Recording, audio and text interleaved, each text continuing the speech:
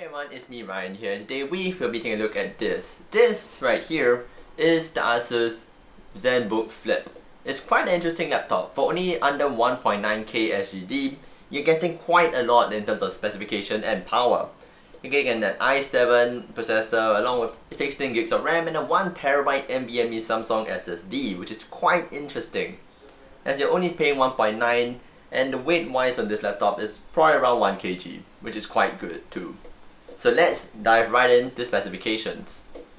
For its CPU, it has an 8th Gen i7 8565U processor, 16 gigs of LPDDR3 RAM, and a 1TB NVMe Samsung SSD, 802.11 Wi-Fi AC, with Intel UHD integrated graphics 620, and a saddening 0.9 megapixel webcam that also has sensors for Windows Hello.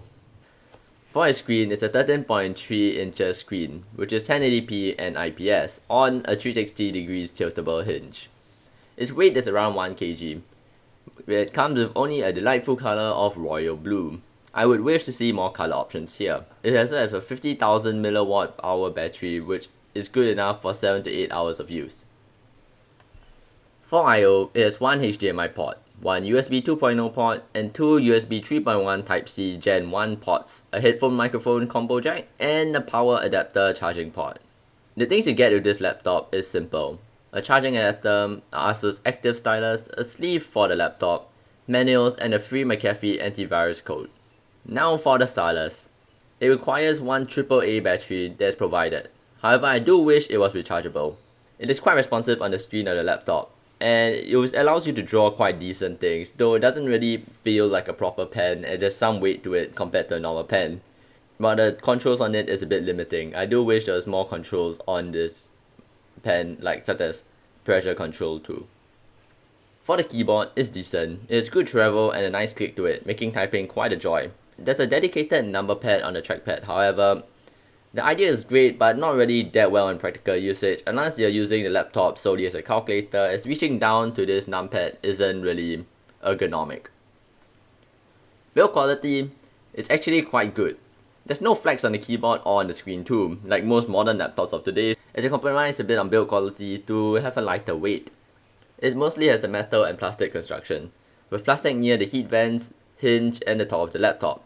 Though I wish there was metal, as plastic is more susceptible to scratches, and metal on the keyboard, which is quite nice.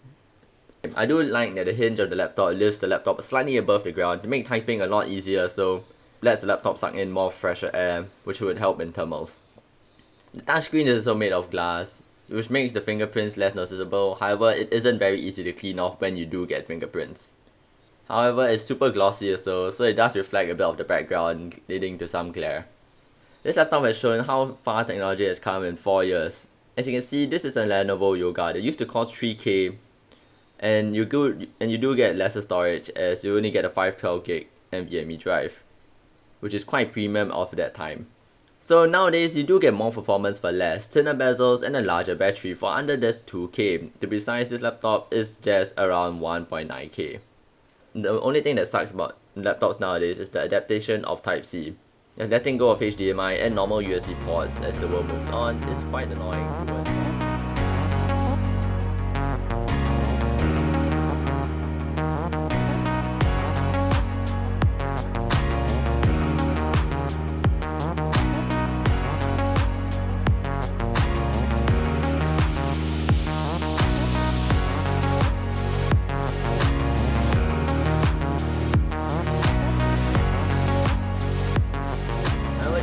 Bad points that I would like to point out with this laptop.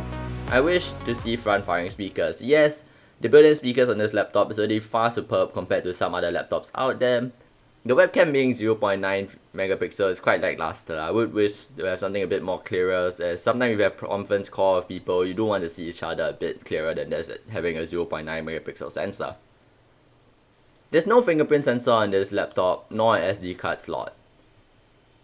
But this is still quite annoying, because fingerprint sensor would allow you to unlock the laptop at night, as face unlock doesn't really work well at night, and having a dedicated SD card slot would be great, as you can expand the storage of this laptop or use it for more content work, as you don't need to bring around a SD card reader with you. You can't lift the laptop up with one finger while the laptop is closed. Though that is a bit of a hinge issue, it can be rectified, something like Apple's hinge. And last of all, why can't they use USB Type-C to charge the laptop? You already have two USB Type-C ports there, why can't they use that? Now let's go for the good points. I do love the ability to use Windows Hello on this laptop, as it's really great and very fast to unlock when you have Lite. The trackpad is also decent, with Windows Precision drivers installed on it is quite great.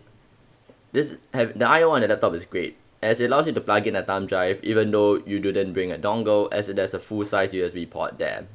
Having a 360 hinge is also great. You can adjust the laptop for your own viewing pleasure without having to have a hinge that stops you from opening it up fully. So overall, would I recommend people to buy this laptop if you say they're looking for something like more for work use and not really for gaming use, to be able to handle a bit of light video editing and photo editing all at the same time with a decent amount of storage? Yes, as this laptop will fulfill your needs in those cases. If you say you're looking for a laptop for gaming wise, this isn't really the thing, because gaming wise you do want a laptop with discrete graphics, something like an MX 150, but that's really low end gaming, or something like a GTX 1050, 1650, around those type of range.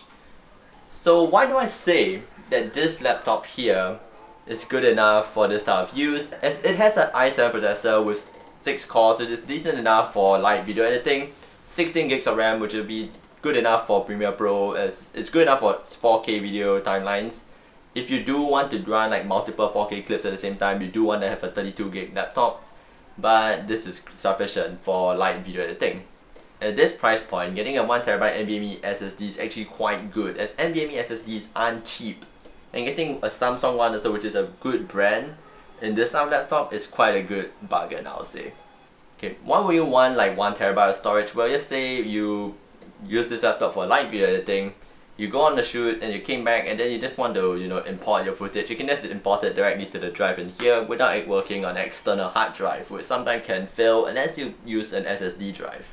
And another great feature which I really do like is that, let's say you're working on this, I just said this a few times in this video, but the joy of having a 360 hinge like this is really great. Just say if you're sitting at certain viewpoints, something like, let's say you're just looking at your laptop from here, and you put on your leg, you can still bend the screen backwards instead of having a fixed hinge like a MacBook Pro.